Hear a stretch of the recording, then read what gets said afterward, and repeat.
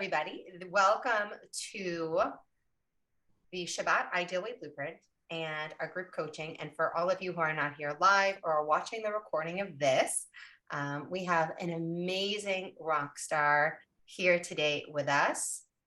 Ooh, right. I'm going to like drum roll. Malka Nuestadter.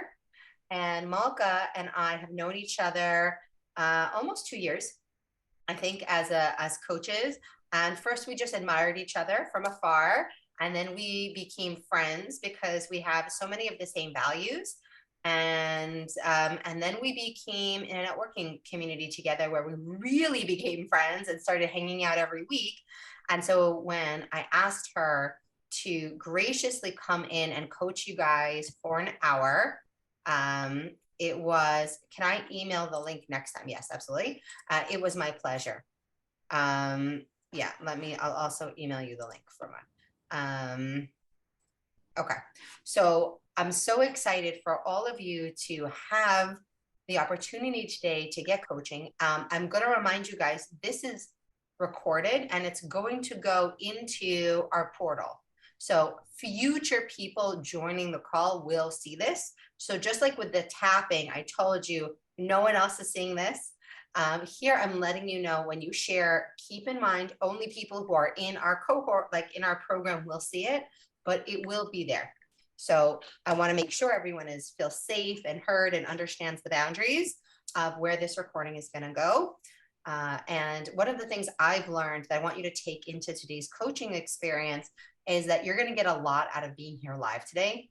And you'll get even more if you rewatch the recording, because when you watch the recording after being in it live, you get rid of any kind of like resistance that you're having to hearing it with whatever's going on for you currently at the moment. And the more that you repeat these concepts and ideas, the more they sink in and they go from being just something you know intellectually to something you feel is so true in your heart. And then where it just comes out much more organically in your hands, in your everyday behavior, and in your everyday thoughts. So with that, I'm going to turn over the floor to Malka. And at the end, Malka is for sure going to give us some information on if anybody needs to take their coaching to the next level, to be in touch with her. So, hi everybody. Hi, brave women. I think that women who really want to always grow into better and better versions of ourselves is just like the greatest thing. And I love working with women just like you. And I'm here to help you with something really specific, but also really, really foundational for all of us, for every woman I've ever met. And something that I know from Lily is something that comes up over and over, which makes sense because it comes up for all of us in all of our lives, and that is criticism.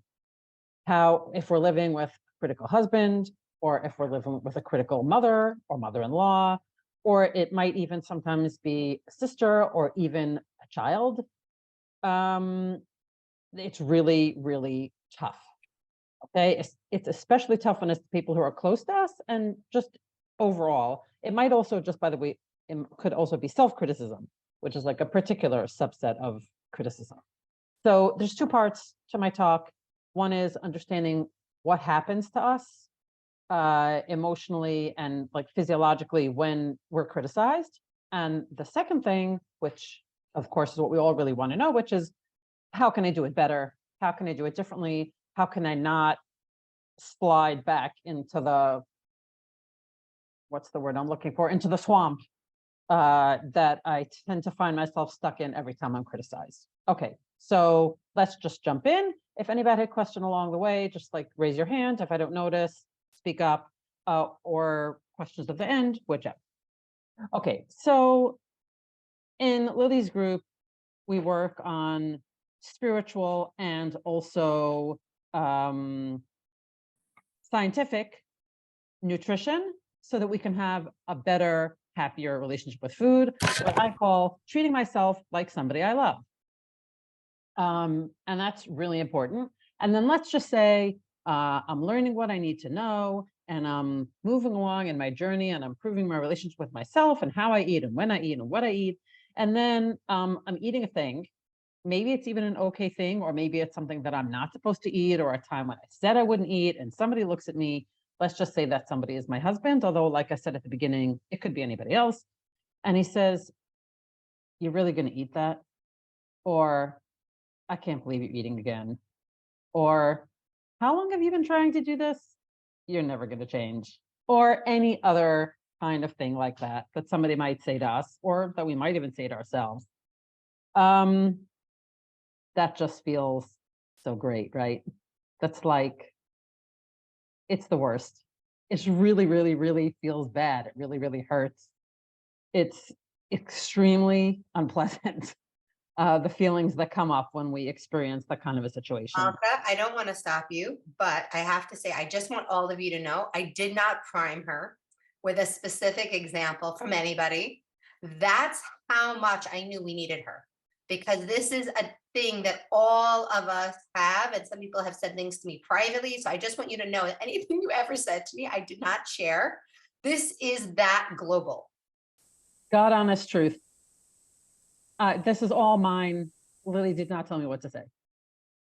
So what another word for criticism, okay, is judgment. When somebody criticizes me, that person, let's say it's my husband, has looked at me and has done kind of like an assessment or a measurement and found that I didn't pass the test.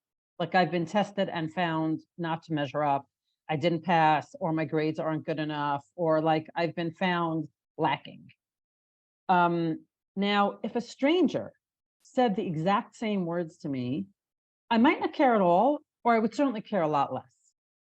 So the first thing I want us to understand is that it's not only the words, it's not only the judgment or the assessment that I'm not where I need to be, or that I'm not good enough, or that I'm not trying hard enough, or any of those things.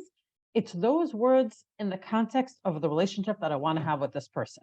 And we're going to come back to that later, but it's a point I really want you to remember. It's not only the words that are said to me, it's also who says them and the context in which they say them. Like if my husband said it to me and we're the only two people in the kitchen, that might already really suck. If he says it in front of my mother or my mother-in-law or my children, it might even be like 10 times worse. So there's the thing, there's the words, but there's also the whole context. And we're going to get back to it.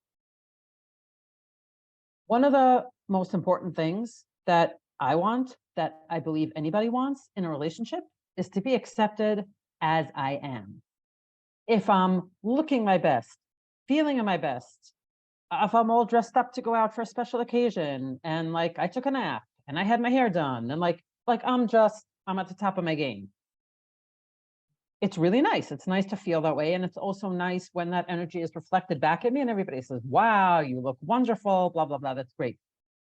If it's, let's say, the man that I'm married to, I want to feel that kind of love and admiration, even when I'm having a bad hair day, even if I just gave birth 10 days ago and I'm wearing like a t-shirt and I'm full of spit up. I want to feel that way. You know what? I want to feel that way when I'm in Nida, even and also when I'm not. I want to feel that way when we're together, when we're separate. I want to feel that way if he's in the States for work and we're talking on Zoom. Like I don't want the level of respect, admiration, affection, trust in between us to depend on how I'm doing that day. I want it to be something that's foundational. I want it to be something that's always there and that's always on.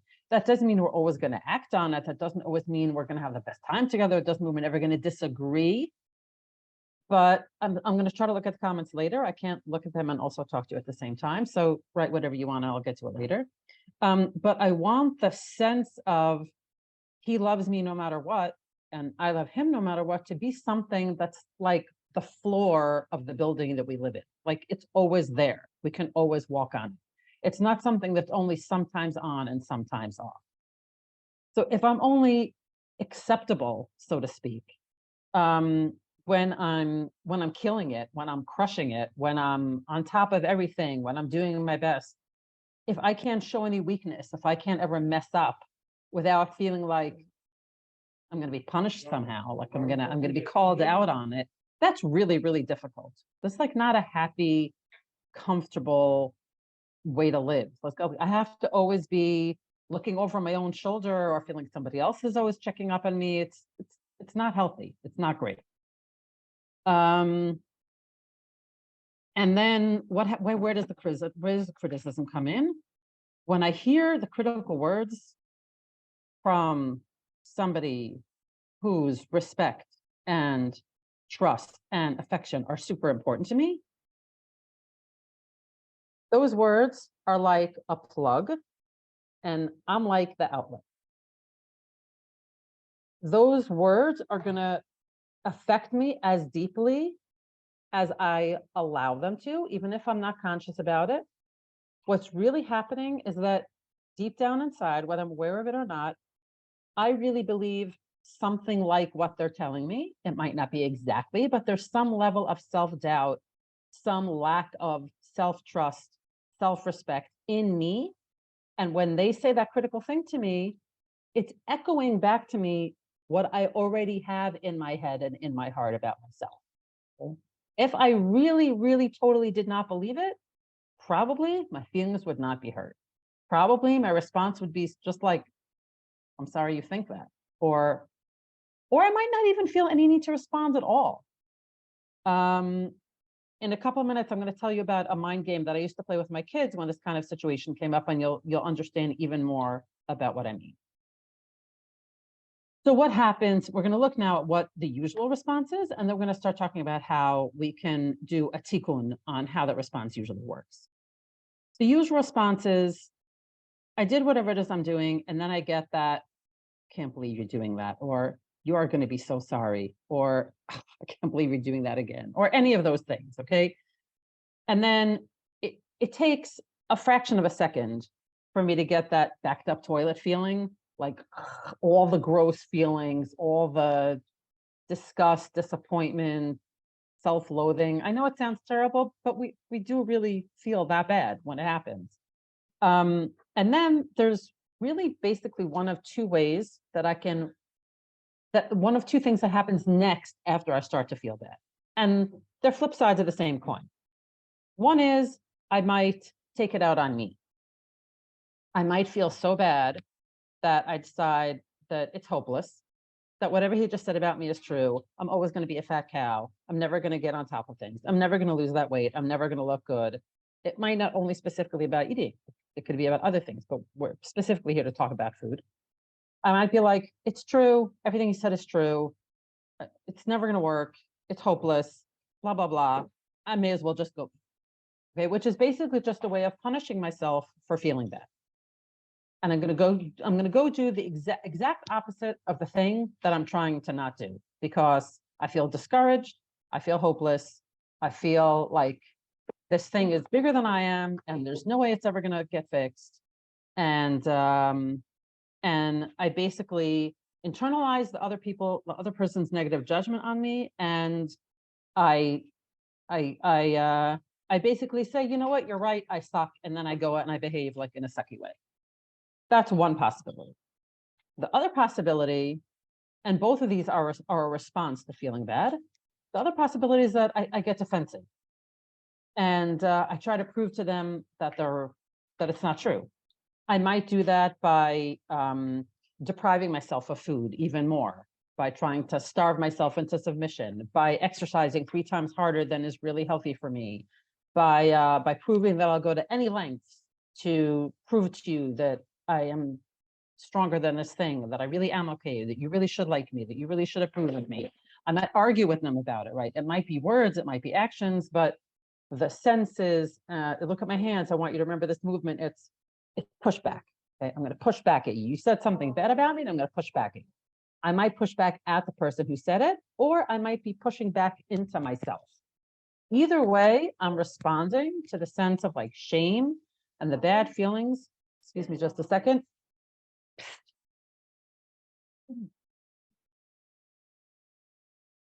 Sorry. Either way, I'm responding to the shame and all the storm of bad feelings that comes up when I'm criticized. Okay. So just to recap what we've said until now, somebody who matters to me, let's just say my husband, says something critical to me. It triggers a lot of really bad feelings. It triggers feelings of maybe it's really true what he said about me. Maybe I really do suck. Maybe I'm not good enough. Maybe I'm never going to make it. Maybe whatever, all those things. there's that part of me that that that understands somehow, even if I'm not aware of it, that this is really what I thought about myself anyway in the first place. And this it's kind of echoing something that I was afraid would be true, but I didn't want it to be true. And now this other person is telling me that it is true. And then because those feelings are basically unbearable, I try to get away from the bad feeling either by pushing back at the other person or by pushing food into myself, which for as long as I'm eating is kind of turns my mind off from all the bad feelings. I'll have to pay for it later, but while I'm eating, I'm probably not feeling all this. Either push it into me or I push it out of me, but onto the other person. Either way, I haven't really solved the problem. Any questions that I should be answering now, Lily? Yeah, we're just having a little technical glitch. Somebody came in twice, so one of their accounts was removed, and now they're having a hard time getting back in. Okay. But yeah, from ask the opposite question from the chat is, like when people are pushing food on you, like, why are you being so disciplined? Why are you not eating that? Like, it's not a big deal. Why are you making such a big deal with this? Why are you bringing your own food here? That makes like the same thing, but from that opposite of food pusher angle. Right. And in which would be, it's a different angle, but inside me, it's the same response. If Yeah. I wasn't really afraid that, am I making too big of a deal out of this? Why is this such a big deal? Then it wouldn't echo in me when other Embarrassing, people say right? that to me. Is it embarrassing? Is it unstable? Is it this or whatever? Is it really okay to behave like this? Should I really, if everybody else at the party's eating it, maybe I should eat it too. Firma, you want to give us your words? Yeah, thank you. Even if like it's a little bit different, because let's say I'm fine with it, but let's say you're going with your spouse somewhere and they give you a hard time about it. So like I know, and I'm very confident this is what I'm doing, and they're like, oh gosh, now you're going to start with all your stuff and you're going to bring it and you can take out your own salad at the table. I'm like, yeah, that's what I'm going to do. And I'm like, okay about it. And it's sort of like, okay, just grumble if you want to, but that's what I'm doing. Okay, so that's a really good question. It is a little bit different because he's not really saying that he has a problem with you. He's saying that you're creating a problem for him. Like he's uncomfortable that you're behaving that way in front of other people. So that's a little bit different. If we have time at the end, I'll try to think about how we could address a problem like that too. But again, I think it would depend on whether or not he's criticizing you and saying you shouldn't behave like that, in which case, as long as you're okay with it, it shouldn't matter. Or he might be saying you behaving like that is causing an issue for me. Like I'm not proud to be seen with you, or I'm embarrassed, or something like that. And then we would have to think about how to handle it. Thank you.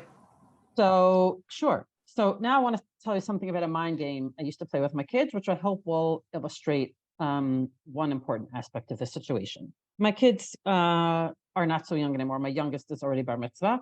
But when they were all younger, if somebody would come and say like, Ima, he said that whatever, I used to play a game with them called Giraffe Avruda, which is just a funny name for something really simple, which is like, and if they told you you were a pink giraffe, would you feel the same way?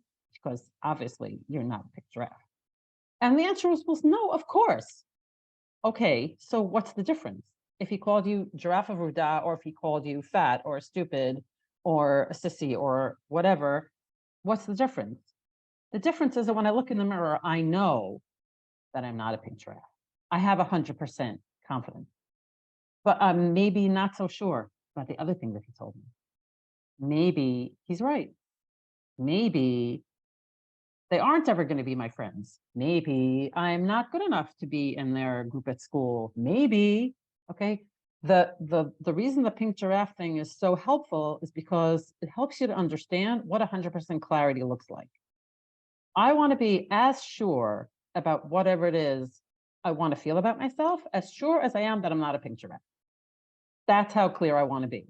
Not like 97%, and definitely not 50%, like all the way. There's no question in my mind that I'm not a pink giraffe. And it doesn't matter if you say pink giraffe or you say flying hippopotamus or unicorn or turtle. It should just have to be something so ridiculous that you understand that there's not even anything to think about there. That's why the game is helpful. And so if a stranger said the same thing to me, I wouldn't be upset because it has no context.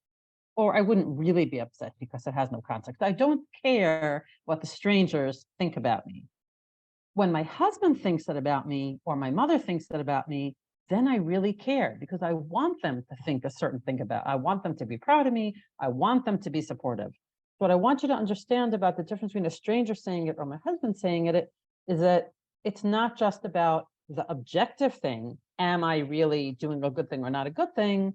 It's that there's like an energetic tug of war between me and him about whether he's supportive enough, about how he sees me, about what I expect from him. Okay, that there's a lot of things going on in that critical situation besides just the facts of the situation, beside whether or not I am eating a good thing or not eating a good thing, or if I'm sticking to my program, if I'm not sticking to my program. Does people get what I'm saying? Is that clear? Does that make sense?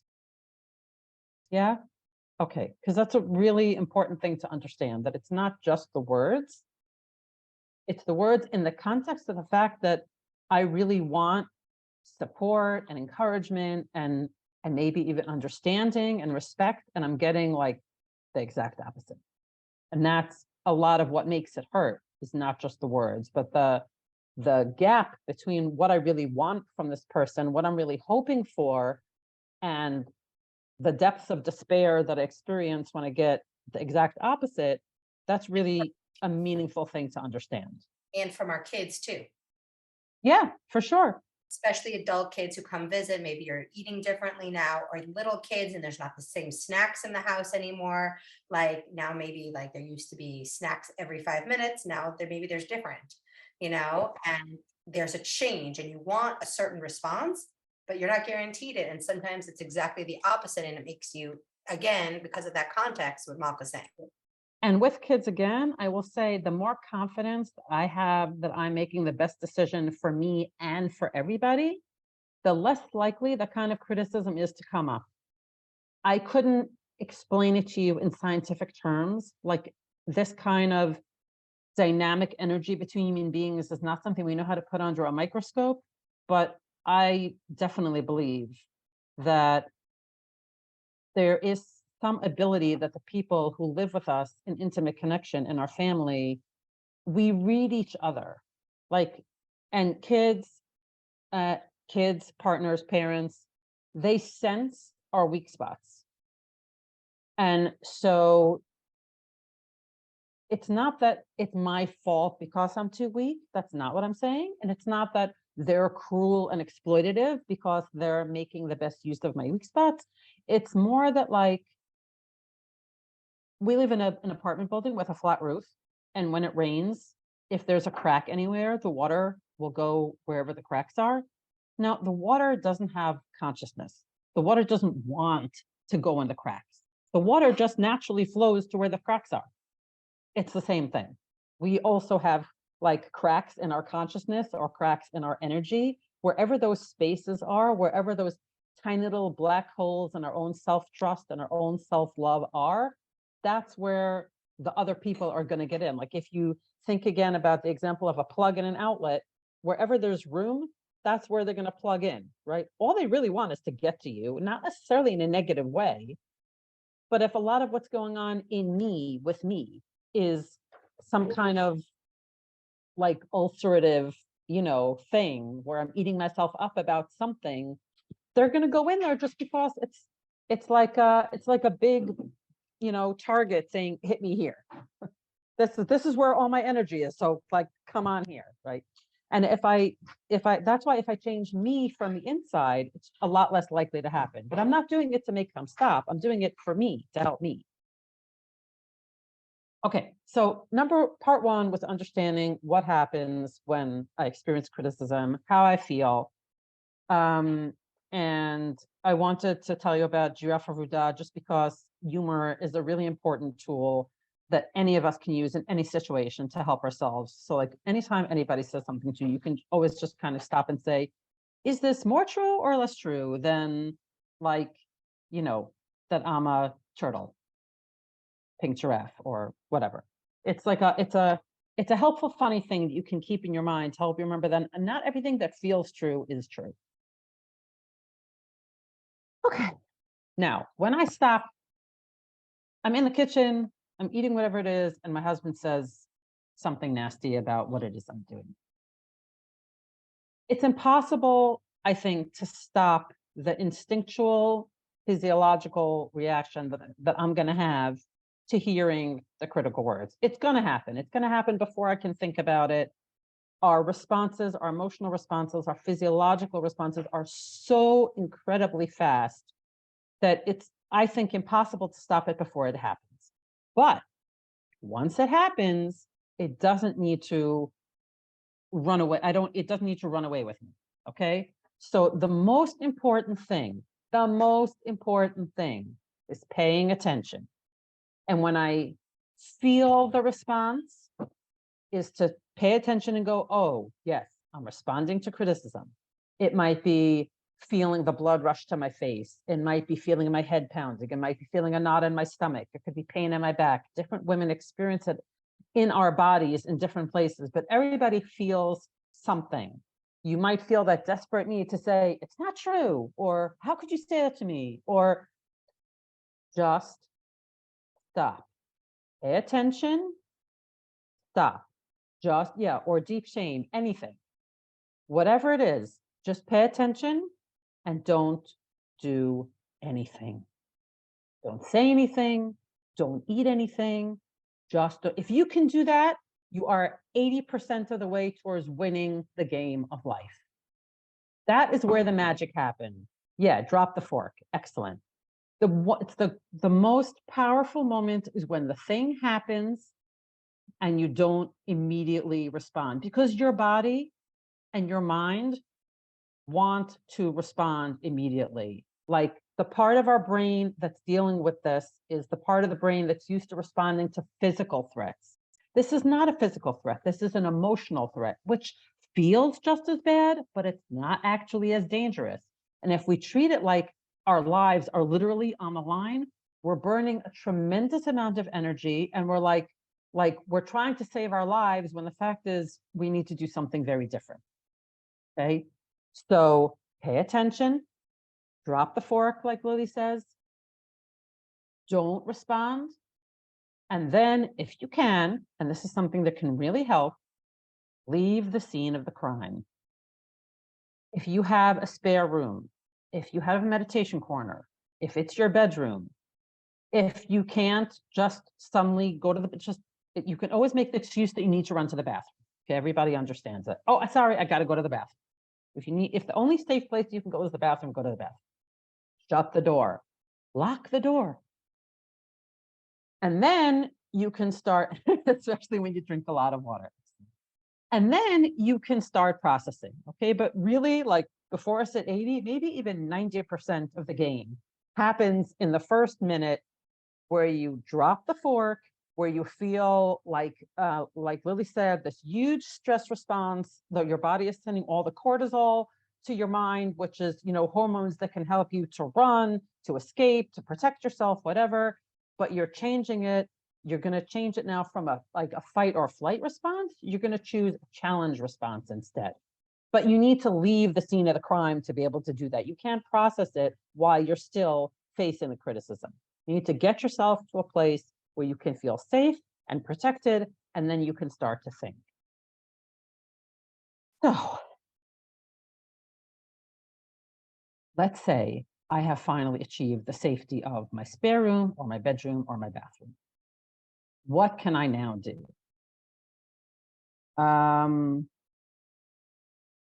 Start with your body, okay? Start with just sitting down or lying down in a place where you feel physically supported.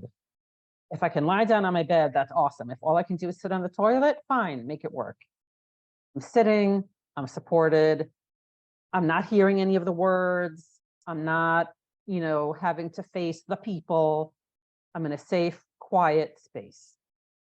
Yes, breath work, body scan, check-in, exactly. Where do you feel the stress right now? Where in your body? Are my temples pounding? Is it hurting in the back of my head? Is it my heart pounding? Do I feel knots in my stomach? Where in my body do I feel the stress? Maybe more than one place, but probably there's one focus where like different people somatize, different women experience stress in different places. Find that place. If it's your heart pounding, let's say, you can put your hands over your heart like this. And just, there's something very comforting to my body about feeling. If you know how to do tapping, yes, you can use your tapping. I don't know about tapping, so I'll just say what I do know. You can put your hands on the part of your body that hurts, whether it's my head like this, my heart like this. You can use both hands like this to give yourself a hug. Any of this kind of physical reassurance will already start calming your body down. Take a few deep breaths. By the time you've left the scene of the crime, put yourself in a space where you feel physically supported and your body can start relaxing. And if you've used your hands to try to send some physical comfort to your body by some gentle pressure or a hug, you've taken a few deep breaths. Your body is already in a whole new place than where you were when you were standing there getting that like criticism at you. Here's some more things you can do. Speak out what you felt when you were criticized. I can't believe he said that to me again. He still doesn't understand me. I feel so unsupported. Is it true what he said? Do I really suck? Is this really never going to get better? Are we ever going to get better? It could be a million things. Either just speak it out loud or write it in a journal. I know you're in the bathroom, your notebook isn't there. Maybe you took it with you on the way in. It doesn't matter. The point is like when you plunge a toilet, and I apologize for the grossness of the analogy, but it actually really works. When you get all the gross stuff out, then it's not in there anymore messing you up. It's like if a kid is sick and then they vomit. Okay, it's disgusting, but they feel much better when it's over. So you want to, whatever it is that's making me feel ick, I want to let it out, either by writing it out or by speaking it out. It's much less scary when I give it words and I let it go. So Malka, we brought in a specialist to taught them emotional freedom technique, which is the art of speaking it out and bringing up that dirt while just tapping on, like, while giving yourself that physical safety to do it. And I think you just did such a perfect job elucidating why not just thinking it, but actually speaking it physically out or writing it down, if you're not a tapper, is so important, because of exactly where I know you're going with this, which is to do the questioning. right. So, and then once you let it out, that may be enough, right? But let's just say it's not. Let's say you write it down, but you still feel bad about it. Then you want to be able to look at each question, either that you've written or that you've said, or each statement, and ask myself, is that really true? Like, am I really a pink giraffe? Am I really all those things that he said I am? Could that really be true? Is there something that I know about myself that's not reflected in that critical thing that I just heard? That critical, nasty, destructive thing? Do I really want to believe that about myself? Now, if you're blessed because you're on the path to greater self-respect and treating yourself like a person you really love and who is really worthy of your love, then you may be able to look at that and go, I'm really sorry he sees me that way, but I don't see me that way. I think that I'm doing the best that I can for today. And that's great. And tomorrow is going to be even better. That's not something that you then need to go out there and tell him. It's not between me and him. It's between me and me. I just need to know it. The more I know it, the less likely he is to criticize me because it isn't going to be plugging into me in the same way anymore. If I don't have anything really good to say about myself, if I say all the things and I hear myself agreeing with them, then there are some things that I can do to take it to the next level. And for this, let's just say that I'm not in the back. because we don't want to talk about Hashem in the bathroom. Let's just say that I'm in my bedroom or a spare room. And then I really think that if the criticism feels so true and I feel like I don't have an empathetic, respectful response from self-trust, I don't have that. I haven't built it in me yet. Then we need to pull out the heaviest guns that we have and say, is that what Hashem thinks of me? Really? Does Hashem see me that way? The way my husband just spoke about me, or the way that my mother just spoke about me? Because you got to believe that the answer to that is no. Hashem is so big and so smart and so loving and so patient and so compassionate. And after all, I'm here, so he wants me to be here. There must be something that he thinks that I need to be here to do. As long, right? Moda ani lefanecha melachai v'kayam shechazarta bi nishmati b'chema rabba emunatecha. You don't only have it to say, I'm not only allowed to say it the first thing in the morning. If you need that kind of reinforcement in the middle of the day, remember that if Hashem gave me my life back today, it's because for whatever reason, he thinks that I need to be here. And that's enough. Like, that's enough. I can love myself just because Hashem, I will look at that in a second. If Hashem, who's the all-powerful, created everybody, me, my husband, everybody in between, thinks that I need to be here, that is the source of my value and my worth. Not how I look, not my failures, not my shortcomings, not any of it. Like, just the fact that I am a beloved child of Hashem, that is enough. That is the bedrock, most truly, of our self-worth. And if I need... Yeah, and I was going to say this is where I really highly recommend, and when you guys graduate, anybody who did not actually get a copy yet of the Gate of Trust, Sha'ar Bitachon, Sha'ar Bitachon, you'll be getting one for me if you haven't already gotten it yourself as a gift, because the base of what that book is telling you is money, health, wealth, all of those things. First step is belief that if God gave you life today, he already loves you. He already wants what's best for you. He wants you to be healthy. He wants you to be wealthy. He wants you to have good. And that core belief, I truly believe, is a prerequisite for being able to maintain and sustain health for your entire life and not be one of those 85% of people who goes on diets and puts the weight back on. So, okay, now Rivka asked the super, super important question that I want to answer. Would I advise verbally addressing these issues directly to our husbands? When you say this, I feel that. Would it help or make the situation worse? So I can't tell you what it'll do. If you've never tried it before and this is the first time, you can certainly try it. Probably you've tried it a bunch of times and it hasn't helped yet, in which case the answer is don't keep doing what doesn't work. Now, it's really, really an important question, because if my husband says to me something that hurts my feelings and I don't like it, and he stops or he says, I'm sorry, I didn't mean to hurt your feelings. Obviously, that would really help. It would be really nice, okay? The problem is if we've asked once, maybe twice, and it keeps happening, then when I ask the third time or the fourth time or the 10th time, I'm putting my energy in the wrong place. The feelings that we have are the feelings that we feed. I'm going to say that again. The feelings that we have are the feelings that we feed.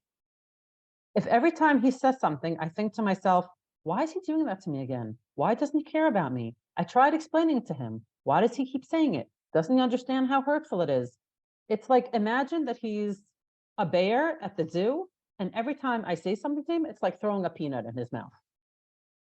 I'm feeding whatever it is that makes him want to criticize me, and I'm feeding my sense that I need him to change so that I can be happy. I'm feeding my own sense of helplessness, of dependence, that I'm trapped, that I'm stuck, that I'm not being treated properly. Imagine that there's a rope in between us and we're each holding one end. He pulls, I pull, he pulls, I pull. But it doesn't have to be that way, okay? I could just let that rope drop. And then no matter how much he shakes the rope, it's not shaking me up because I'm not holding on to that rope anymore. Now, that rope doesn't symbolize the whole connection between the two of us. It symbolizes this particular aspect of the relationship between us, which is his criticism of me, which of course I don't like, I don't enjoy, it's not helpful. But if he's the plug and I'm the outlet, right? All I have to do is not be the outlet. All I have to do is close up those cracks. My job is not to make him stop. My job is to make sure that it doesn't bother me. I do want to, disclaim that this is on the assumption that he's a basically normal human being and that I want to stay with him. If it was like some extreme situation or something dangerous or something threatening, then there might be a different response, like maybe I need to leave. But assuming that that's not the case, assuming that he is a basically normal, okay guy, only I really wish you wouldn't pick on me about my eating. Like, none of us are perfect. I may also do things that he really doesn't like, and maybe I don't even know about that because he doesn't tell me, or I don't know. Very often men are not as vocal about these things. Assuming that I think he's not a psychopath, that he's basically normal, and I don't want to leave. I do want to stay with him. I just don't like this thing. Then I really believe that the most effective way of handling it is fixing my part of that relationship, because it's not happening in a vacuum, right? It's like a ping pong or a tug of war, however you want to look at it, or the plug and the outlet. There's two parts. It's a struggle. It's a dance. It's an exchange of energy. We're both involved. If I change the part that's mine, then the relationship will change. And guys, just remember, this applies to all of our relationships, and it will apply throughout your whole journey with food. Right now, I have it with my 12-year-old daughter, right? Like, around something else. But if you've ever gone to food to try to put food, as she said, that beautiful outlet, like, oh, maybe if I put some food in here, the pain can't get in. Right? Like, here, let me just spackle those holes with some, bread and some cookies. Like, it doesn't work, but you might still feel a desire to, because what she's asking us to do is harder. Yeah. Oh, so I did. My God, is it actually healing and effective and makes every area of your life better, which is why you guys are here. But it is true that in the short term, it's harder. In the short term, I'm going to be sitting there on the toilet feeling stucky, shaky, scared. Like, it's really real. I might be crying. It's very uncomfortable. Think of it though, like a mental gym. Okay. If I want to get stronger, if I want to get fitter, if I want to improve my posture, my fitness, if I want to be able to lift groceries or lift grandchildren, or, if I want to be able to be actively engaged in my life, and I'm exercising not as a penance or a punishment, but because I love myself and I want to be healthy and strong and comfortable in my body, then I'm going to sweat and I'm going to be out of breath and my muscles are going to burn and I'm going to have to feel some discomfort.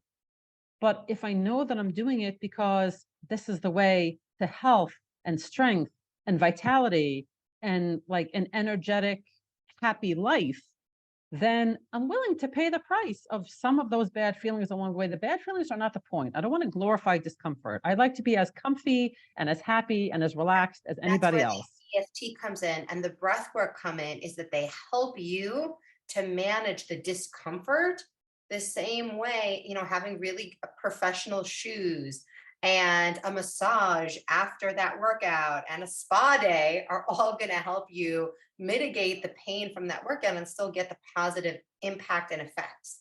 So don't ignore the breath work and the meditations and the investment in that side, because it makes the discomfort of really healing just more bearable, easier, so that you lean into it instead of use it as a means of last resort. If to try and sum up, the most important parts are, number one, being able to hear something critical or hurtful or nasty and not respond immediately, not by eating, not by answering back, not by anything, just creating that space, that pause in between stimulus or trigger and response. That's really important thing. And the next thing is taking myself to a place where I feel physically safe, where I can physically relax, and where I can allow myself to let the discomfort wash over me and then hopefully pass over me, because we feel what we feed. And if I can allow myself to be in the thing and just not fight it, not engage with it, just kind of speak it out or write it out, allow myself to feel it, and then just wait for it to pass, probably it will. If I don't feed it, it's not going to just, I'm not going to keep feeling bad. Can If you, I actually, Malka, answer when this is happening between ourselves and ourselves? When we're the nicest person and we're taking great care of our kids and we're so kind and careful with our words to others, but on the inside, we've maybe internalized that voice from our mother or voice from somebody else in our life from our childhood. And now that's the internal criticism of what we're eating and self-assessment constantly. it's the exact same work. Yeah. Work is just paying attention and hearing that, oh, I'm about to beat myself up. I'm about to punish myself for what exactly? For thinking that I'm bad, for thinking that, how would I treat myself if I treated myself like somebody I love? How would I treat myself if I truly believed that Hashem loves me right now, exactly the way I am? How would I treat a beloved daughter of Hashem? Is this how I would treat her? Go and think about that before you do anything, before you say anything, before you eat anything. Go and think about that. How But if I use it as a stick to beat yourself up with, don't, like, I guess I don't love myself because I ate that. No. Like, no. unconditional love. Wherever I am, whatever it is that just happened, Brene Brown has a beautiful quote. She says, our worth, our belonging are not negotiated with other people. We carry those inside of our hearts. And I think that negotiating is maybe the most important word in that quote. Your self-worth is not negotiable. It's not something you need to earn. It's not something that we like measure. It just is, like your neshama teorah. It just is. It's part of you. And every time you connect to that, you can get relief and you can get strength and you can get courage to keep going on your journey. Like, you are always a beloved daughter of Hashem. You, as long as you're alive, you matter, you count.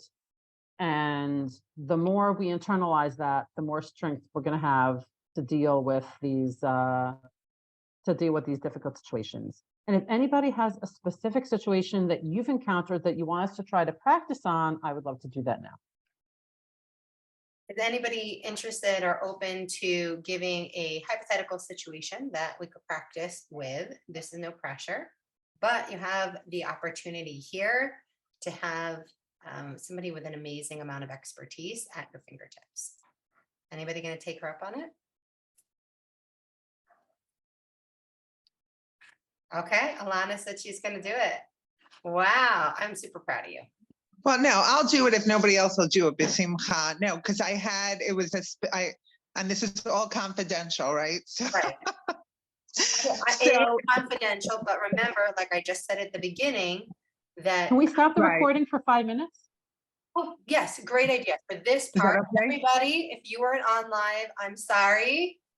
You're missing this part to be Sorry. continued. Welcome and thank you so much to Malka. That was an incredible lesson in how to handle criticism from ourselves, criticism from our spouses, criticism from our mothers, criticism in every form. And also it makes us more aware as mothers, as sisters, and how we really speak to ourselves. Malka was amazing. And if you enjoyed this, then you are going to enjoy the Flow 4-day workshop where you get unstuck, connect with food with ease and calm, ready to flow to your natural weight with us. It is January 22nd to the 25th, 8 a.m. Eastern Standard, 3 p.m. in Israel. And we'll be having some guests from my Shabbat Ideal Weight Blueprint program, like Malka, who did this guest expert session for our participants. And if you wonder what happened after we ended the recording and really got vulnerable and personal, then you are definitely going to want to come live to these workshops if you want the recordings, you can absolutely register for the event and you will have access to the recordings. It is a pleasure. Thank you so much for your time in listening to this workshop, and I hope to see you live in Flow.